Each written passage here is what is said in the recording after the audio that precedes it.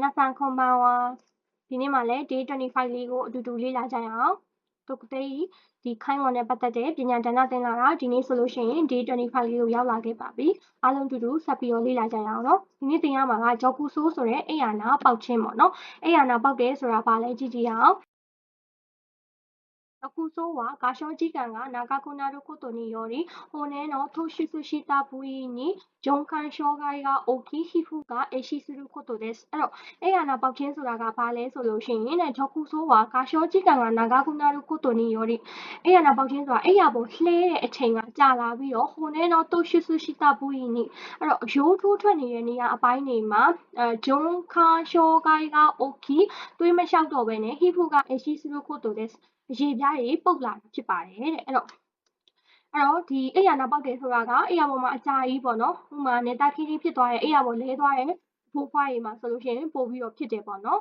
ခိုးတဲ့ရှာတွေမှာဆိုလို့ရှိရင်ဒီအရိုးတွေကသူကထိုးထွက်နေတဲ့နေရာတွေကနေပြီးတော့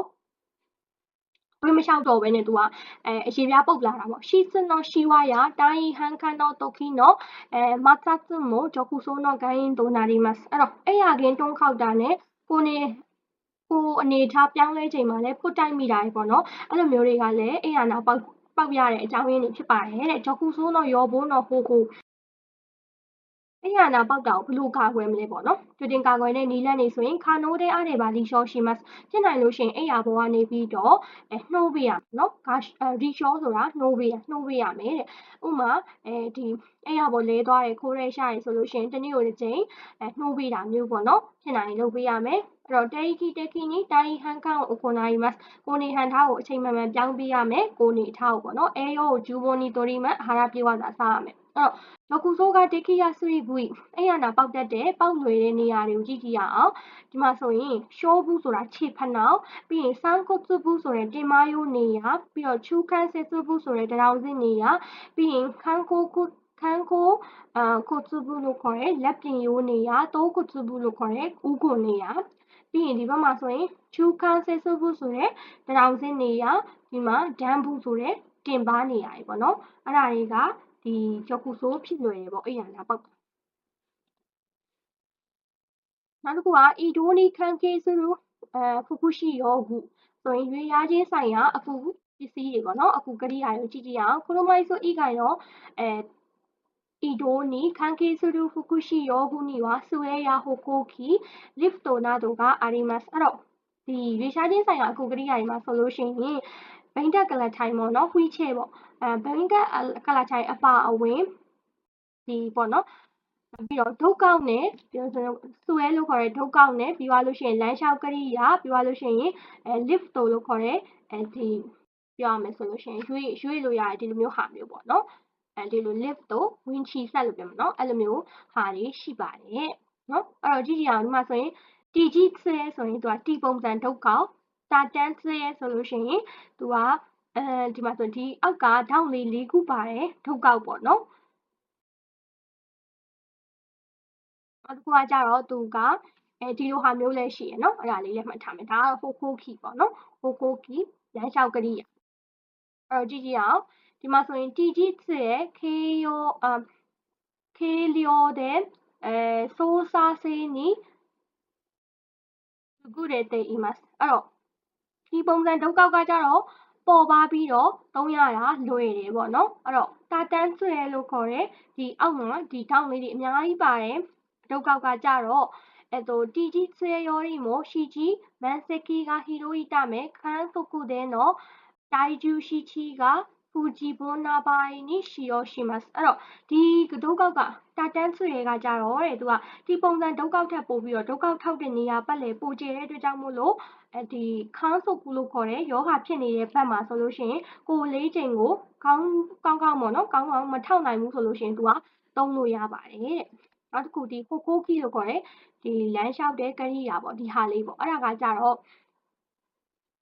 それと比べて CG マンセキが広いので安定します。ဒါကြတော့သူကခြေဖွားနဲ့သူကကြတော့လေဒီပေါ့နော်ဒုတ်ကောက်နဲ့ရှင်လို့ရှိရင်သူ့ရဲ့ area ပေါ့နော် area ကပိုကျဲတယ်ခြေဖွားနှစ်ဖက်သူကပြောမှဆိုရင်ခြေဖွားနှစ်ဖက်ကြားမှာရှိတဲ့ area လို့ပြောရမယ်အဲ့ဒီ area ကပိုပြီးတော့ကျဲတဲ့အတွက်ကြောင့်မလို့ဒီရိုးရိုးဒုတ်ကောက်တဲ့ပိုပြီးကျဲတဲ့အတွက်ကြောင့်မလို့တည်ငြိမ်မှုရှိတယ်အဲ့တော့ lift တော့ခိုင်ကောရှာတော့ခိုင်ကောတန်းတော့ခေကန်းနာတို့နီယူခိုတယ်အဲ့တော့ဝင်ချီဆက်ကကြတော့ဒီပေါ့နော်အလုံးလုံးတဲ့သူတွေခိုင်ကောလုပ်တဲ့သူတွေပေါ့နော်ခိုင်ကောလုပ်တဲ့သူတွေပြုဆောက်ရှောက်တဲ့ဝန်ထမ်းတွေရဲ့ဒီပြုဆောက်ရှောက်တဲ့ဝင်ပြီးအောင် short ချတဲ့အခါမှာအသုံးပြုတယ်အဲ့တော့တန်းကျော်ဆိုကို lift တို့ဆိုရင်နည်းနည်းချက်တက်ထားတယ်သွားလာရေးဝင်ချီဆက်နော်ဒီလိုဟာလေးလည်းရှိမယ်နောက်ယူကဆိုကို lift တို့ဆိုရင်ကျန်းကျင်အထိုင်ချရဲ့ဝင်ချီဆက်နှစ်ခုရှိမယ်ပေါ့နော်ido sorry ဒါကကြတော့ ido ခိုက်ကောနော်ဂျစ်ဆိုင်အဲ့ဒါ ido ဆိုတာကကြတော့ဒီတစ်ခုတနေရာတနေရာကူးပြောင်းတာ ido ကကြတော့ရွေရှားခြင်းကိုပြုဆောက်ရှောက်ခြင်းလက်တွေ့လှုပ်ဆောင်မှုကြည့်ကြည့်အောင်နော်ရှင်းတိုက်ခိုက်ကောနော်ခီခုံရုပ်ပိုင်းဆိုင်ရာပြုစုဆောက်ရှောက်မှုအခြေခံသူပဲတဲတော့ခိုက်ကောခိုအီနီပြောစုရှိမတ်အဲ့တော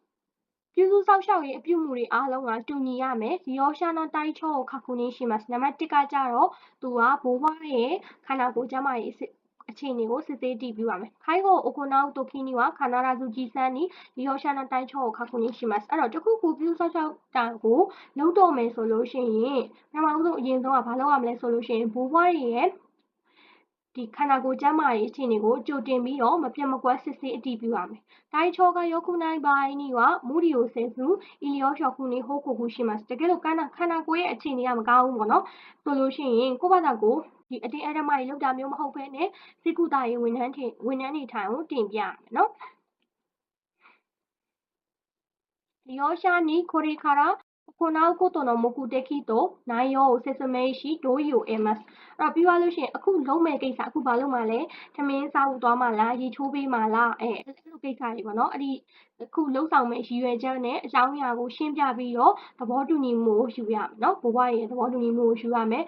မဟုတ်ဘဲနဲ့သွတ်ဆက်ပြီးခေါ်သွားတာမျိုးတွေနော်ဘာမှမရှင်းပြဘဲနဲ့ခေါ်သွားတာမျိုးတွေမလုပ်ရအောင်နော်ခိုင်ကောအိုခိုနောက်တိုခီနီဝါလီယောရှာနော်ဂျီကိုခတ်တဲယိုစွန်ချောရှိနောက်ခဲ့တယ်ပါနာဒီမဆန်ပြုဆောက်ရှောက်ရေးလုပ်တဲ့အချိန်မှာဘိုးဘွားတွေရဲ့ကိုယ်ပိုင်ဆုံးဖြတ်ချက်ကိုအလေးထားရမယ်မာတာဂျီစန်နီခိုင်ကောနိုင်ရောရှိရုခုတိုတဲ့လီယောရှာဝါအန်ရှင်ရှိနောက်တိုခုရှိတဲ့ရှီယန်ကိုဥခဲရုခုတိုကဒေခီမတ်အဲ့တော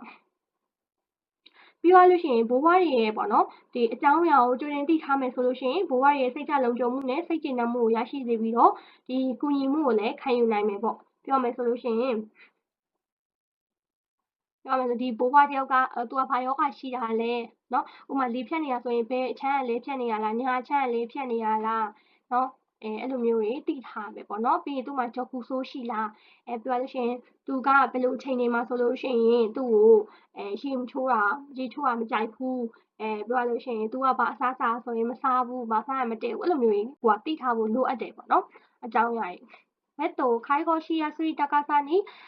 ချောစေရှိမတ်အဲ့တော့ကတင်ကိုလည်းပြုစုဆောက်ရှောက်ရေးလုပ်ရလွယ်တဲ့အမြင့်မှာထိန်းညှိထားတယ်မဟုတ်ဘူးဆိုရင်ကိုကမရဲ့အခါမှာခါနာတာမျိုးတွေဖြစ်တတ်တယ်နော်ကတင်ကနှိမ့်နေတာမျိုးတွေဆိုလို့ရှိရင်ခါနာတာမျိုးတွေဖြစ်တတ်တယ်ဘက်တော့တကားစားကိုချောစေရှိခိုင်ကောရှော့ကူနော်ရောဘူးနီခါခါဒူဖူတန်ကိုခေကန်ရှိမတ်အဲ့တော့ကတင်အမြင့်ကိုချိန်ညှိပြီးတော့ဝန်ထမ်းရဲ့ကိုအခုပြုစုဆောက်ရှောက်နေတဲ့ဝန်ထမ်းတွေရဲ့ခါမှာပြနိုင်တဲ့ဝင်ကိုရှော့ချခုနကပြောသလိုပဲပေါ့နော်ကတင်ကအရန်နှိမ့်နေတာမျိုးကိုမလိုက်မယ်ဆိုရင်ဖိုးဖွားတက်လည်းအနေရရှိသူကိုအတွက်လည်းခါနာတာဖြစ်တတ်တယ်ပေါ့နော်